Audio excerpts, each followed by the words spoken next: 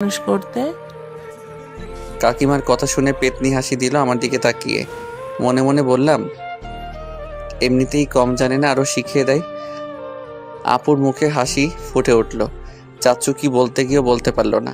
আব্বু থামিয়ে দিয়ে বলল, হয়েছে, সবাই চুপ করে খাও, ক্ষুধায় পেট চুচু করছে। ওই আকাশের সাথে জান্নাত মামুনিকে বসতে দে। আপু উঠে গিয়ে অপরিচিতাকে আমার পাশে বসতে দিল। চুপচাপ খাওয়া শুরু করলাম। কিছুক্ষণ পরেই কার পা যেন বারবার আমার পায়ে টাচ করছে।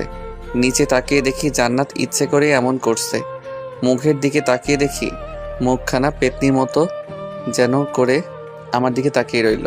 পা দেখে মনে মনে ভেবেছিলাম, যাক তাহলে সব ঝামেলা শেষ।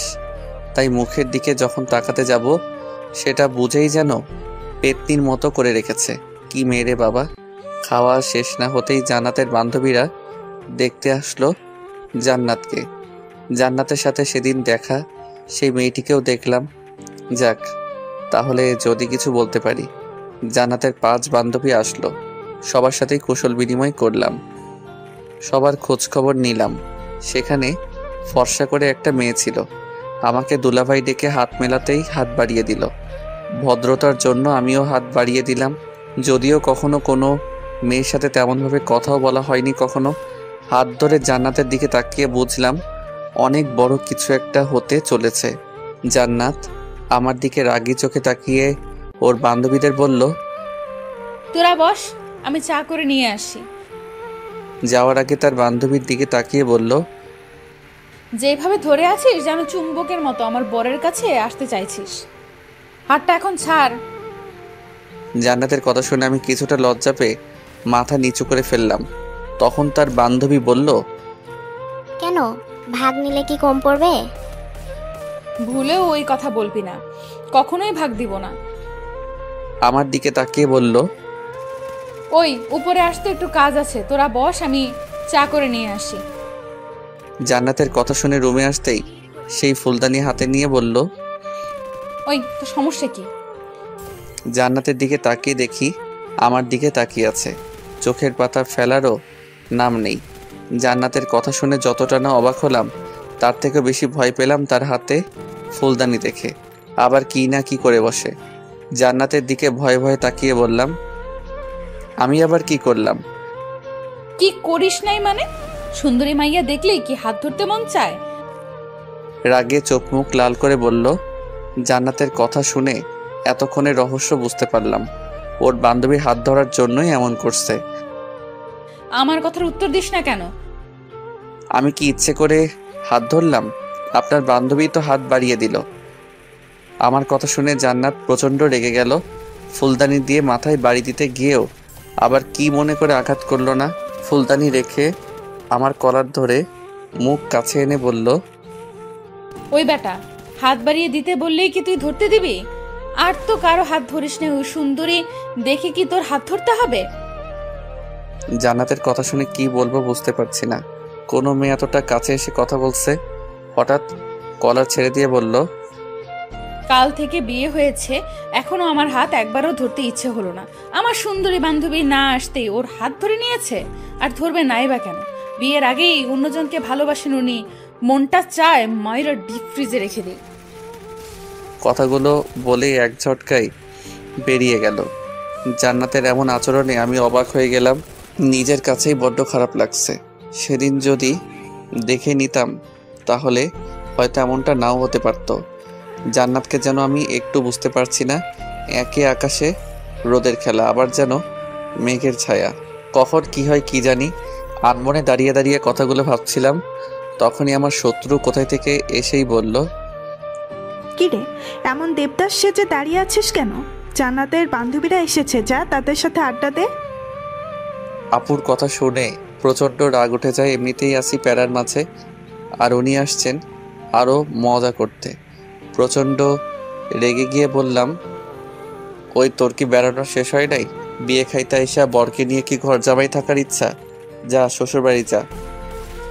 আমার কথা শুনে আপু কি যেন খুঁজতে লাগলো। আমার আর কিছুই বোঝার বাকি নেই। আপু তার সেই প্রধান অস্ত্র খুঁজতে শুরু করলো। এই সময় আপুর হাতে ঝাড়ুর বাড়ি খাওয়ার ইচ্ছে নেই, তাই দৌড়ে বেরিয়ে পড়লাম। পিছন থেকে শুনতে পারলাম আপু বলছে, পালাচ্ছিস কেন? দাঁড়া, আজকে তোর একদিন কি আমার একদিন। দৌড়ে বের হয়ে বাগানের দিকে যাওয়ার সময় পিছন থেকে কে যেন ডাক দেয়। ও দুলা ভাই, পালাচ্ছেন কেন? নাকি আমাদের দেখে ভয় পেয়েছেন? কথা শেষ না হতেই হাসির আওয়াজ শুনতে পেলাম। এই সেরেছে। আপুর হাতের পিটানো থেকে বাঁচার জন্য পালাতে গিয়ে মনেই ছিল না বাসায় মেহমান এসেছেন।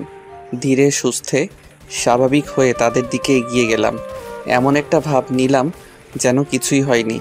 তাদের কাছে যেতেই সেই সুন্দরী শালিকা বলল, কি দুলা ভাই, পালিয়ে যাচ্ছিলেন কেন? সবার দিকে তাকিয়ে হাসতে চেষ্টা করলাম, তবে কেমন বেমানান লাগছে নিজের কাছেই। জান্নাতের দিকে তাকিয়ে বললাম, পালাবো কেন? সকাল সকাল ব্যায়াম করি তো, তাই ব্যায়াম করছি। আমার কথা শেষ না হতেই হাসির রোল পড়ে গেল। দুলা ভাই, এখন তো বিকেল, ব্যায়াম করার সময় না। কি রে, বরকে কি সকালে ব্যায়ামের সময়টুকু দেসনি? কথা শুনে সবাই হাসতে শুরু করলো। কিছুটা লজ্জা পেয়ে মাথা নিচু করে ফেললাম। আমার দিকে তাকিয়ে জান্নাত তখন বলল, না, তা হবে কেন? সুন্দরী শালিকা পাশে থাকলে কি আর কখন সকাল আর কখন বিকাল তা মনে থাকে? জান্নাতের কথা শেষ না হতেই সবাই হাসতে শুরু করলো। আমি নিজেকে আবিষ্কার করলাম সেই সুন্দরী শালিকার পাশে। কখন যে বসে পড়লাম। এই সেরেছে। আজ না জানি আমার কপালে কি লেখা আছে। কিছুক্ষণ আগেই এর জন্য শাসন করেছে, আবার সে একই ভুল করে ফেললাম। জান্নাতের দিকে তাকিয়ে দেখি রেগে তাকিয়ে আছে আমার দিকে। উঠে জান্নাতের পাশে বসতে চাইলে তখন আবার জান্নাত বলল, আর এত কষ্ট করে ওঠো কেন? শালিকা তোমার পাশে বসতে চাইছে একদিনই তো, তারপর তো আমারই থাকবে। কেন রে, তোর কি ভাগে কম পড়ে যাবে? ও তো তোর দুলা ভাই, আর দুলা ভাই হিসেবে একটু পাশে বসতেই পারিস। হাজার হোক ছোট বোন হিসাবে, আর আমার বরের অধিকার আবার কে নিতে আসবে? তাদের মাঝে হাসির রোল পড়ে গেল। সুন্দরী শালিকা কেমন করে আছে যেন মুখ।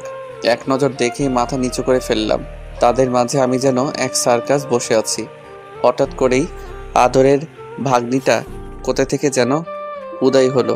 এসেই জান্নাতকে জড়িয়ে ধরে বলল, আন্টি, জানো আজ কি হয়েছে? আমি আদরের ভাগ্নির দিকে তাকিয়ে রইলাম। আমার কলিজা বয়স 4-5 বছর, তবে অনেক বুড়ো হয়ে গেল এই বয়সে। অনেক কথা বলতে জানি। মামুনি, কি হয়েছে? আমাকে না আম্মু তুলে আনতে চায়। আম্মুকে কি যেন বলেছে, আর আম্মু আর কিছু বলার আগেই বুঝতে অসুবিধা হলো না কি বলতে চাচ্ছে। এই পাকনি বুড়িটা তাহলে সব দেখেছে। এক ঝাটকে উঠে গেলাম। ও যদি কিছু বলে তাহলে আমার মান সম্মান শেষ। তাই কিছু বলার আগেই ওর মুখ ধরে বললাম, আম্মু কিছুই হয়নি, তোমাকে বিকালে ঘুরতে নিয়ে যাব, অনেক আইসক্রিম কিনে দিব। ওই, তুমি ওর মুখ ধরলে কেন? ও কি বলতে চায় বলতে দাও। মনে মনে বলতে লাগলাম, আর কিছুই বলে আমার মান সম্মান শেষ করতে হবে না। ও তো কিছুই বলবে না বলেই করে করে দিয়ে সেখান থেকে নিয়ে আসলাম। পাকনি বুড়িটা মুখ থেকে একবার হাত ফুসকে যাবার পর বলতে লাগলো, না, আমি বলবো, আমাকে ছেড়ে দাও মামা। আর কিছু বলতে না দিয়ে আইসক্রিমের লোভ দেখিয়ে নিয়ে আসলাম। সেই যাত্রায় বেঁচে গেলাম। বিকেল বেলায় জান্নাত আর তার বান্ধবীদের নিয়ে ঘুরতে বের হলাম। এই এলাকায় আব্বুকে সবাই সম্মান করেন। আমাদের পরিবারের সবাইকে চিনেন। যে কোনো বিপদে আব্বু তাদের বিপদে এগিয়ে আসেন। রাস্তা দিয়ে হাঁটার সময় জান্নাতের পাশে সবসময় আদরে ছোট্ট আম্মু, আপু আর অপরিচিতের বান্ধবীর মনে। আমি আর জান্নাত পিছনে পিছনে হাঁটছি, দুজনেই চুপচাপ। কারো মুখে কোনো কথা নেই। অনেকবার কথা বলতে গিয়েও কিছু বলতে পারিনি। আবার যদি কিছু মনে করে আর কি বলবো সেটাই ভেবে পাচ্ছি না। হঠাৎ জান্নাত দাঁড়িয়ে যায়। জান্নাত দাঁড়িয়ে যাওয়ার পর আমিও সাথে সাথে দাঁড়িয়ে যাই। জান্নাতের দিকে তাকিয়ে এই প্রথম বললাম, কি হলো, দাঁড়িয়ে পড়লেন যে? আমি কি কোনো মূর্তির সাথে হাঁটছি যে কোনো কথা বলতে জানে না? সারাটি রাস্তায় একটা কথাও বলেনি। আর আমার হাত কি এতই নোংরা যে ধরা যাবে না? না দেখতে এতটাই বাজে? কথাগুলো শুনে জান্নাতের চোখের দিকে তাকিয়ে দেখি পানি জমে আছে, যেন হয়তো অভিমান করে আছে। কোনো কিছু না ভেবেই সরাসরি হাত ধরে ফেললাম। জান্নাতের ঠোঁটের কিনারায় হাসি ফুটে উঠল মুহূর্তেই। জান্নাতের হাত ধরতে না ধরতে হঠাৎ পাকনা বুড়িটা চিৎকার দিয়ে বলল, আম্মু দেখো, মামা হাত ধরেছে আন্টি। আমাকে ছাড়া কারো হাত ধরতে দেব না। আমার হাত ধরনি কেন? কথাগুলো বলেই আপুর হাত থেকে ছুটে এসে হাত ছাড়িয়ে নিল জান্নাতের। সবাই আমাদের দিকে তাকিয়ে মুচকি মুচকি হাসতে শুরু করলো। আপু অনেক বুঝিয়ে কিছু বলতে পারলো না। অজ্ঞতা এক হাত জান্নাতকে ধরে অন্য হাতে মামুনিকে ধরলাম। জান্নাত আমার দিকে তাকিয়ে মুচকি মুচকি হাসতে শুরু করলো। সারা রাস্তায় দুষ্টমি করে আসলো মামুনি। একবার এ হাত ধরে, আবার একটু পর অন্য হাত ধরে। জান্নাত তার কাণ্ড দেখে হাসতে থাকে। সন্ধ্যার দিকে বাসায় ফিরে ফ্রেশ হলাম। জান্নাতের বান্ধবীরা চলে যায়। রাতে খাওয়া দাওয়া শেষ করে ঘুমাতে গেলাম। বিছানায় উঠতে না বসতেই জান্নাত বলল, কি আপনি উপরে কেন? সোফায় গিয়ে ঘুমান। মানে সোফায় কেন ঘুমাবো? আমি তো কি? ও হাত ধরতে দিলাম বলেই কি এইখানে ঘুমাতে হবে? সোফায় গিয়ে ঘুমান। আর রাস্তা দিয়ে আসার সময় এত এদিক ওদিক তাকাতে হয় কেন? আমি আবার কখন তাকালাম? ও মনে করেছেন আমি কিছু দেখিনি? রাস্তার ওই পাশের বাড়ির দিকে তাকিয়েছিলেন কেন? জান্নাতের কথা শুনে অবাক হয়ে তাকিয়ে রইলাম ওর মুখের দিকে। আশ্চর্য, মেয়েটি আমার দিকে সবসময় নজর রাখে নাকি আমি কখন কি করি? আজব তো, ওই বাড়ির দিকে তাকানোর সাথে কি সম্পর্ক আছে যে আমি বিছানায় ঘুমাতে পারবো না, আমাকে সোফায় ঘুমাতে হবে? আমি পারবো না সোফায় ঘুমাতে, অনেক ঘুম পাচ্ছে, আমি এখানেই ঘুমাবো। বিছানায় উঠতে উঠতে কথাগুলো বললাম জান্নাতকে। হঠাৎ পিছন থেকে পায়ে টান দিয়ে ধরে আমাকে নিচে ফেলে দিতে চেষ্টা করলো। জান্নাতের এমন আচরণে অবাক না হয়ে পারলাম না। জান্নাতের দিকে তাকাতেই দেখতে পেলাম রাগের কারণে চেহারায় মুখের আবাটুকু আরো আকর্ষণীয় হয়ে উঠেছে। অনেক সুন্দর দেখাচ্ছে। অপরূপভাবে তাকিয়ে জান্নাতের সেই রূপটুকু দেখতে লাগলাম। মেয়েদের রাগলে এত সুন্দর দেখায় জানা ছিল না। সম্পর্ক আছে বলেই তো জানতে চেয়েছি। ওই বাড়ির ছাদে যে মেয়েটি দাঁড়িয়েছিল তার দিকে কেন তাকিয়েছিলেন? আর কতজনের দিকে অমনভাবে তাকিয়ে থাকেন? শরীরে এক ফোঁটা শক্তিও যেন নেই, তবে মুখে অনেক শক্তি আছে যেন। তাই মুখের শক্তি ব্যবহার করেই আমাকে কথাগুলো বলল। জান্নাতের দিকে তাকিয়ে দেখি রেগে ফুলে আছে। অনেক ভালোই লাগছে। ইচ্ছে করে আরেকটু রাগ বাড়িয়ে দিতে ইচ্ছে হলো। আশ্চর্য, আমি কি ওই মেয়ের দিকে তাকিয়েছিলাম নাকি? চেহারা দেখেছেন ওই মেয়ের? কত বড় আমার থেকে। তবে কি? প্রচণ্ড রেগে আমার দিকে তাকিয়ে প্রশ্নটা ছুড়ে দিল। জান্নাতের চোখে কেমন রাগের আভাটুকু ফুটে উঠেছে। রাগলে মেয়েগুলোকে মনের সব থেকে সুন্দর দেখায়। জান্নাতের চোখগুলো যেন নেশা ধরিয়ে দিবে। জান্নাতের দিকে তাকিয়েই আছি, চোখ সরাতে পারছি না। সেদিন প্রথম ওই চোখগুলো দেখেই জান্নাতের প্রেমে পড়ে গিয়েছিলাম। কি হলো, কথার উত্তর দিচ্ছে না কেন?